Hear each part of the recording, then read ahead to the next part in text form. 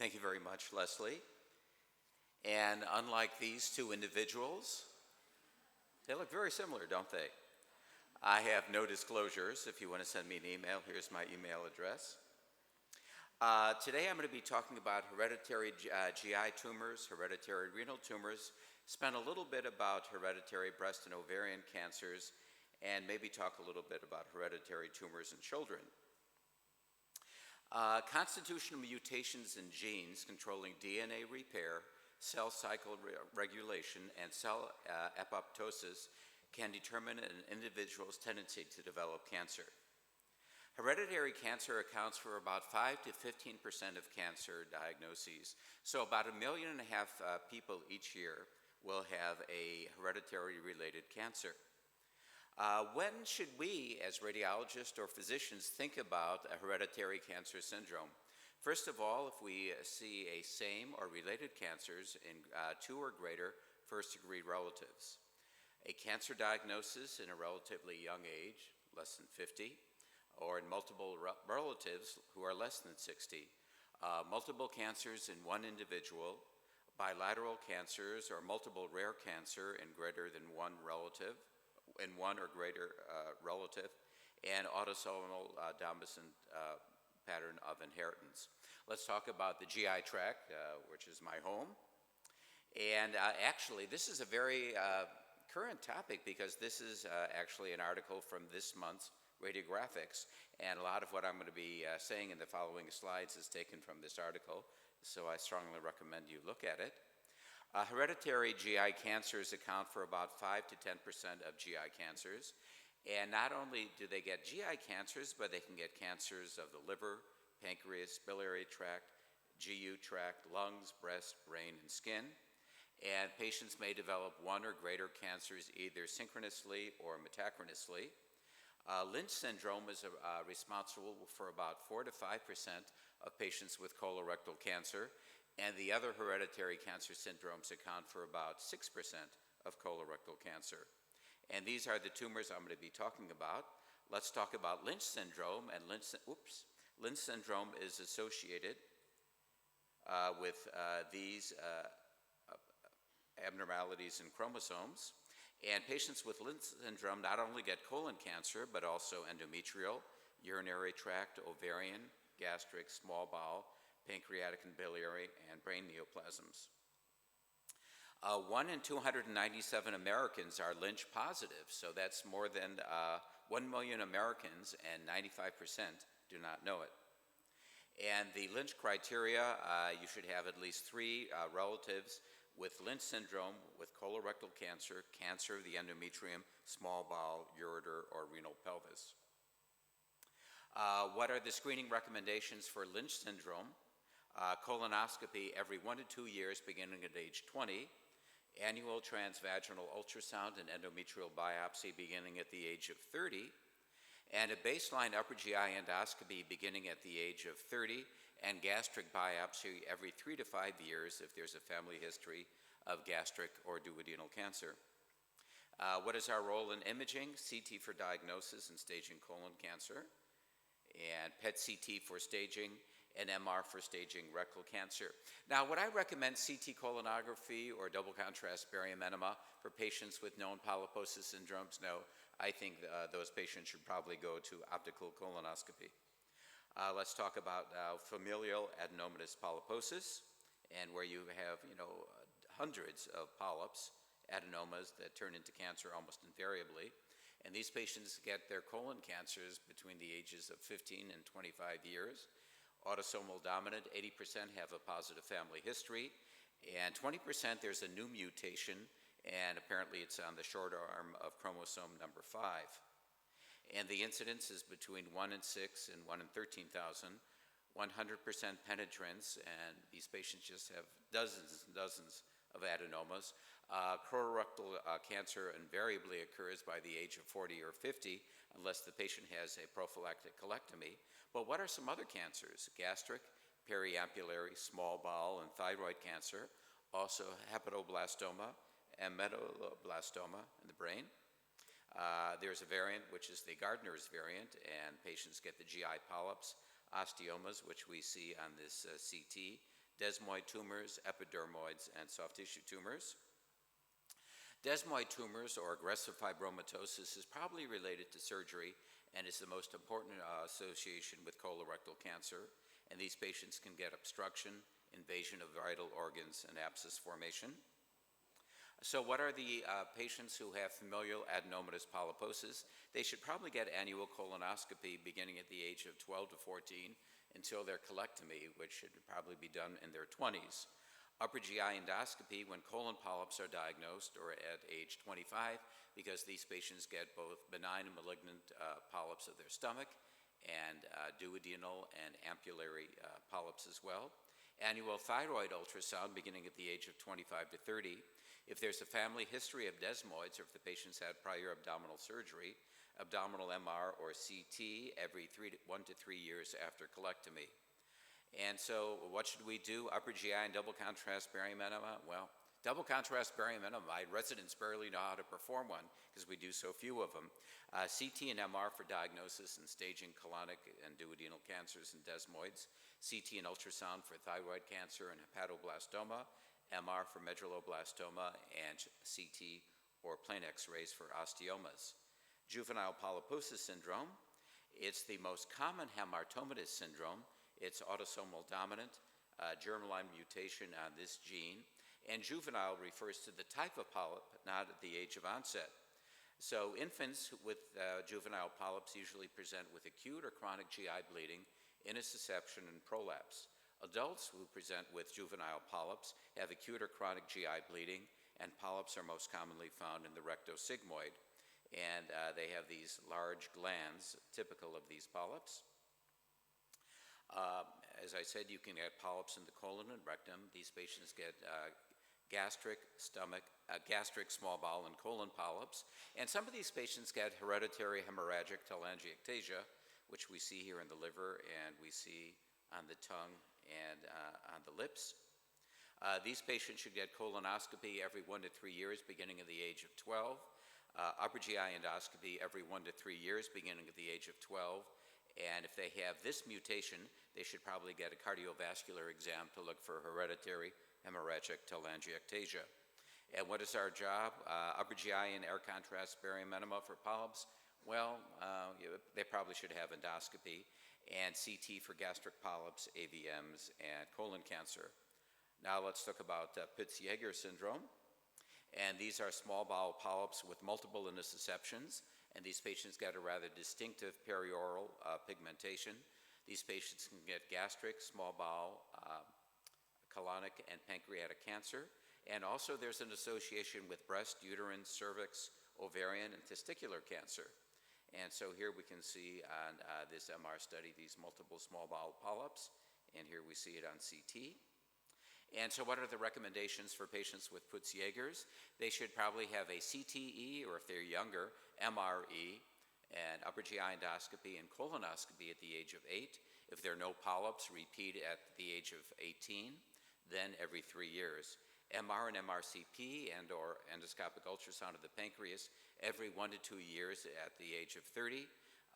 Annual breast MR or mammography, transvaginal ultrasound, all beginning at age 25. And they should have a testicular examination from birth to age 10, and then annual testicular ultrasound beginning at age 10. CT and MR for small bowel polyps, CT for staging colon and gastric cancers, MR and MRCP for looking for pancreatic adenocarcinoma, and transvaginal ultrasound for looking for uterine and ovarian cancers. Cowden syndrome, and these patients can get a number of abnormalities from macrocephaly to lipomas. And for these patients, colonoscopy and EGD beginning at the age of 15, and the follow-up depends upon the number and type of polyps. Annual breast MR or mammography, transvaginal ultrasound, and endometrial biopsy beginning at the age of 30 to 35. Annual thyroid ultrasound begins in adolescence, and then annual renal ultrasound beginning at age 40, and then every 1 to 2 years. And so again, for this disorder, CT enterography or MR enterography for small bowel polyps, CT for colonography, for colon cancer, transvaginal ultrasound, renal and testicular and thyroid ultrasound. Boy, this is a lot of imaging, but this is American way. Everybody deserves a CT when they come into the emergency room, and now I guess we're going to ask ultrasound as well. MR for intracranial pathology, and MR and mammography for breast cancer. Okay, what about hereditary diffuse cancer, gastric cancer? And here's a patient who at a younger age has a cancer of the on CT of the stomach. And for the younger people in the audience, this is an upper GI examination, and this is how we used to evaluate the stomach in the last century. And notice this image was obtained with a single breath hold, and notice the excellent fat suppression on this image. This type of gastric cancer is usually the diffuse histologic type. These patients also get lobular breast cancer and colon cancer. These patients who have this gene should get a prophylactic gastrectomy, upper GI endoscopy with random biopsies every 6 to 12 months, beginning 5 to 10 years before the onset of the earliest cancer in family members, annual breast MR and or mammography beginning at age 35, and colonoscopy beginning at age 40. And what imaging studies? CT and PET-CT for gastric cancer, MR and mammography for breast cancer. And then what about hereditary cancer of the pancreas? And so if you have BRCA1 or 2, you have a 10-fold increase of getting adenocarcinoma of the pancreas. Peutz-Jeghers, 130-fold increase. Lynch syndrome, 2-fold increase. Hereditary pancreatitis, 50-time increase. And familial polyposis, 5 times an increase. So we need to start screening these patients for pancreatic cancer as well. And we talked about imaging pancreatic cancer earlier in this session.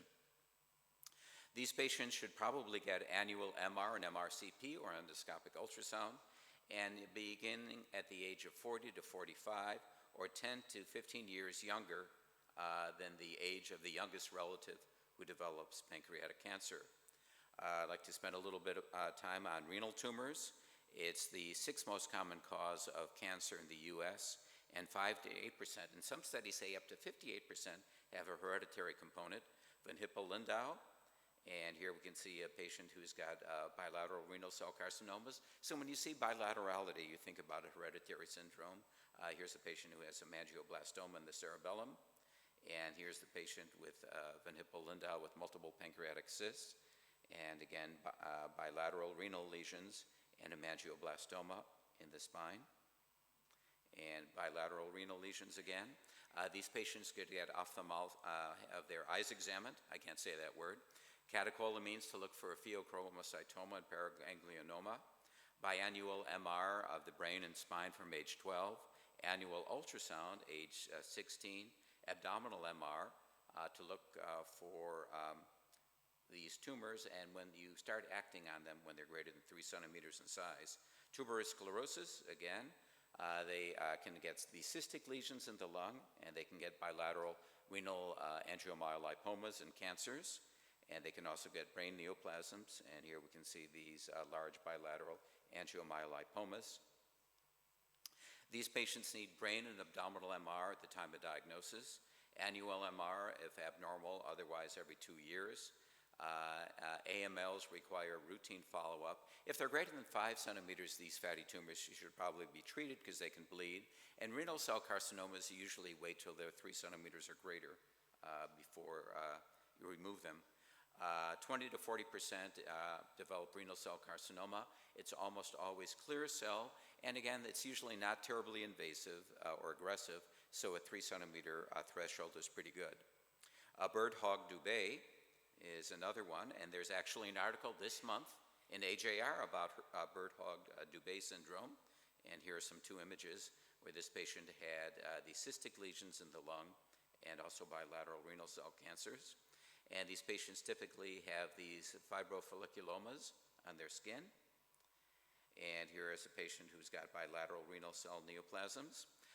Annual MR of the abdomen starting at age 21, low-dose chest CT every 3 years. 80% develop pulmonary cysts, and they have a 50-fold increased risk of pneumothorax. So when you see a person in their early 20s who has a spontaneous pneumothorax on chest x-ray, you might want to look through the work list to see if they have any additional imaging studies, and you may want to wish or suggest the possibility that these patients have a congenital abnormality of their genes that might predispose to cancer. All right, next one is hereditary leiomyomatosis and renal cell cancer. And here's a patient with a renal cell carcinoma and a fibroid.